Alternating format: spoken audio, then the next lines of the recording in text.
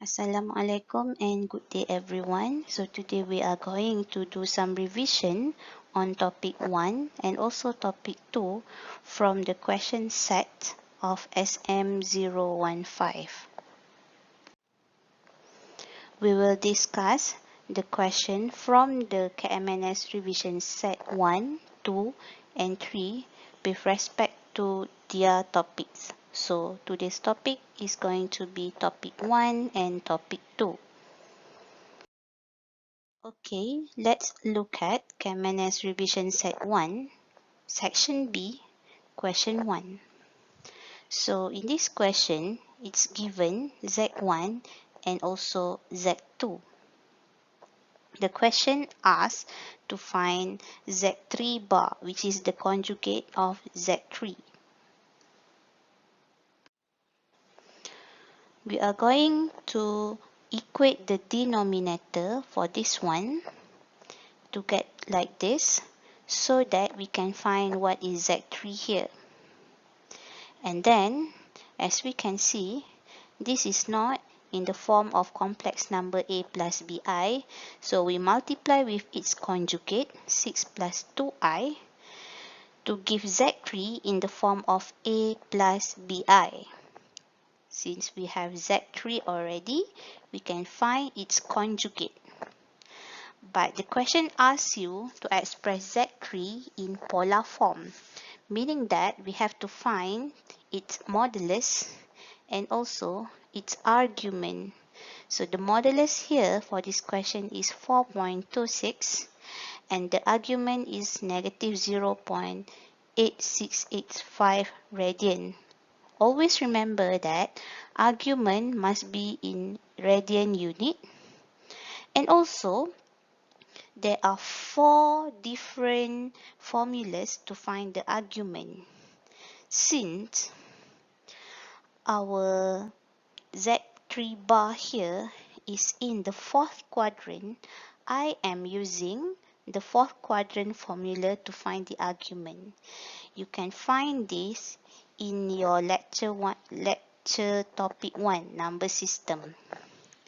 And then when we find its modulus and also its argument, we can write Z3 bar in the form of R cos theta plus I sin theta, which is in the polar form. So it is very important to write it in its polar form. Then you will get your final mark. Let's move on to set 2, section B, question 1. It also asks for its modulus, argument, and also polar form for Z. It's given to you Z1 and Z2, and it says Z is Z2 over Z1 conjugate plus I cube over negative Z2. So we write it back in the form of its complex number a plus bi. So this is what you should get for Z. Remember, if we want to find the polar form for Z, we have to find its modulus and also its argument. Since Z lies in the 1st quadrant, I'm using the argument formula for 1st quadrant. And this is the answer for argument, 0.2971 radian. Remember, the unit must always be in radian for argument. And we may write it back in polar form, which is R cos theta plus I sin theta. Okay, it's very easy to do this question if you already have your Z in the form of a plus bi. But remember, don't make careless mistake while you are calculating Z here. Okay. As you can see, we are going to do a lot of working here, which we can also equate the denominator first, or like in this working, I multiply with its conjugate. Multiply with its conjugate, and what happened here? I just separate the real with real and imaginary with imaginary. Once you have your z in the form of a plus bi, you can definitely find its modulus, argument, and write it back in polar form. So topic 1 question will always be like this, and please make sure that you will get the optimum marks for the question. Now set 3, it also asks you to express z in polar form, and as you can see, the steps are always the same, where you have to find what is z first, and then find its modulus, and next one is to find its argument and write it back in the form of polar form here.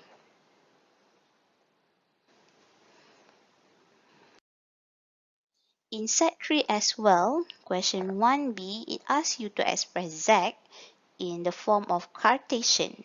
So many of you have asked what is a Cartesian form, because you already know what is the polar form. Polar form in the form of r cos theta plus I sin theta. But Cartesian form is just in the form of a plus bi, where we separate the real and imaginary part. So this is the Cartesian form. So when it asks for Cartesian form, don't give your answer in polar form, because this is only 3 marks.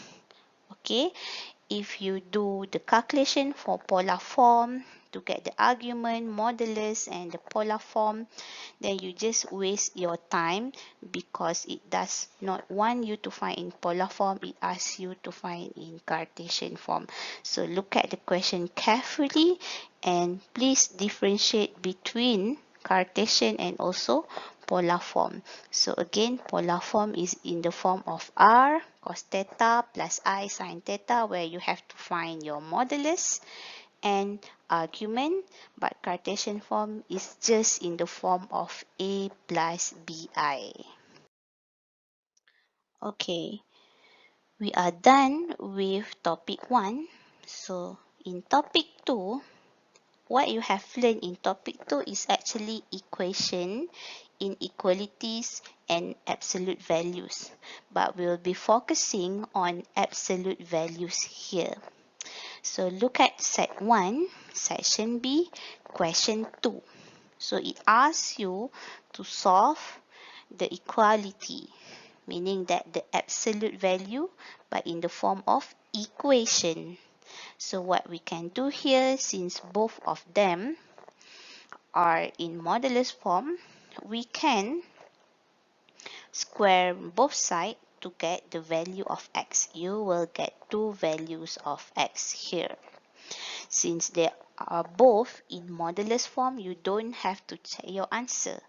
But you need to check your answer if one of the side is not in the modulus form.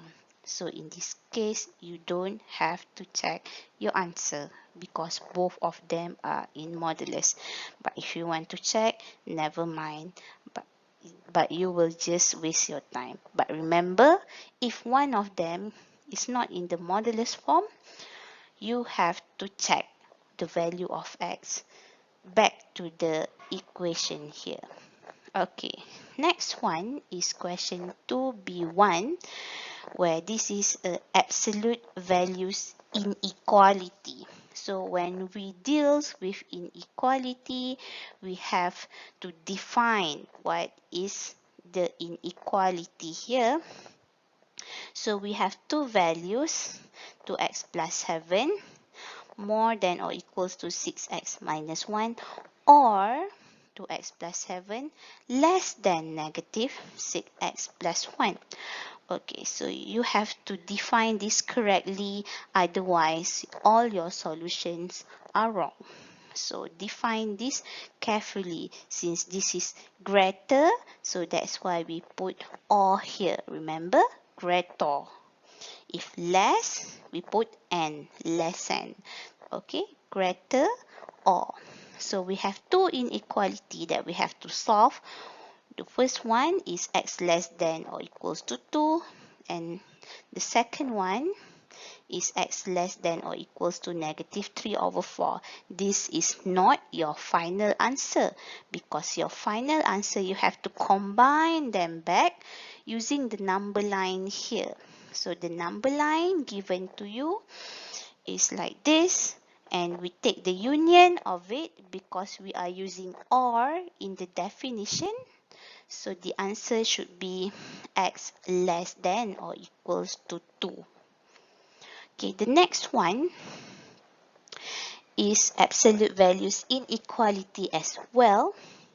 Okay, in this case, you can bring x minus 3 above. Why? Because it's in the modulus form. But remember, if x minus 3 here does not have a modulus, so you cannot bring it to the other side because we don't know whether it is positive or negative, because if it is negative, then the sign will be changed. But then x minus 3 here has a modulus sign, so we can always bring it to the other side like this, no problem. And then we can square both sides to find your value of x here. So this is how you can do B2. This is the safest and the easiest way to do it. Otherwise, you can also use the definition of modulus here, where you can write 2x plus 1 over x minus 3 more than or equals to 2, or 2x plus 1 over x minus 3 less than or equals to negative 2. And then you have to solve both of the inequalities like we did in B1 and combine them using number line. But if you use the square method like I did here, we just have one final answer. And remember, it's not just x more than or equals to 5 over 4. We have to also include x cannot equals to 3 from the condition in the inequality at first, because here you can see x cannot equals to 3 because x minus 3 is in the denominator.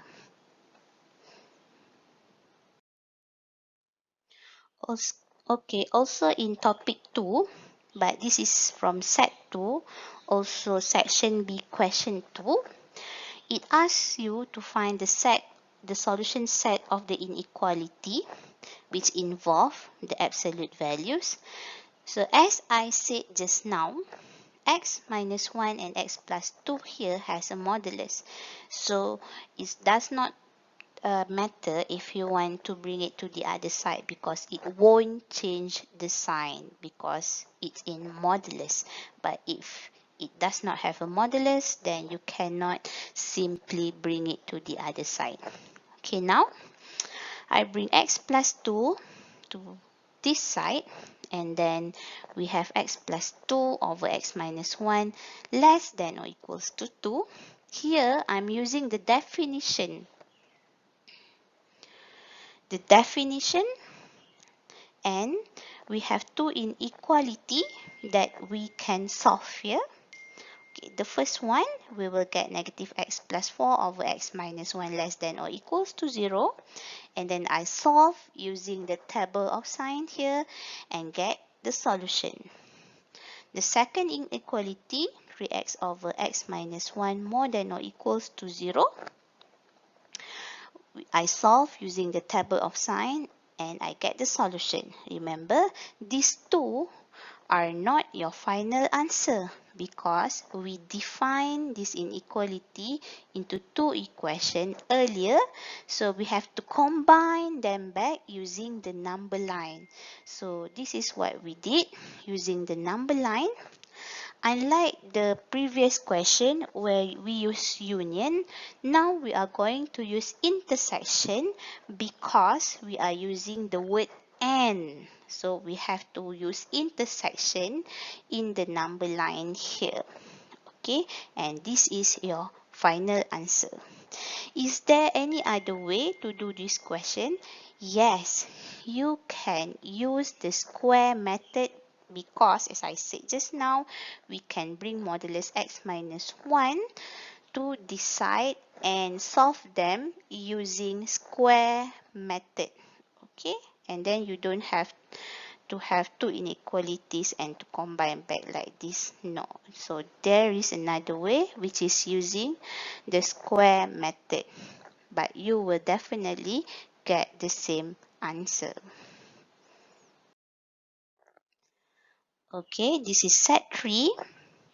Section B, question 2a. It also asks you to determine the possible values of x for 2x over 3 plus x plus 1 more than or equals to 2. So we have modulus, which is the absolute values inequality here. So what I did is using the definition, since the sign here is more than, which is greater than, we are using the word or. Okay, and we have 3x plus 3 over 3 plus x. Okay, how do I get this? Not like the question, we just equate the denominator that we have inside here.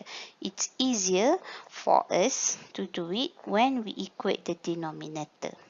So I get something like this, and then using table of sign, we get the solution for the first inequality. And we have 5x plus 9 over 3 plus x less than or equals to 0.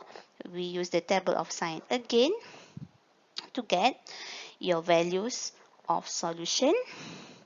And then this is not your final answer, as I said, because we already separate them into two inequalities. So we have to combine them back using the number line.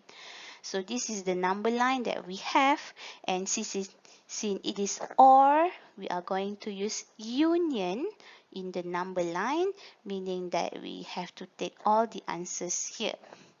Union, we will get negative infinity to negative 3, union negative 3 to 9 over 5, union 3 to infinity. So that is your final answer. And from set 3, it has question 2b, where it asks you to find the value of x. So the value of x here can be found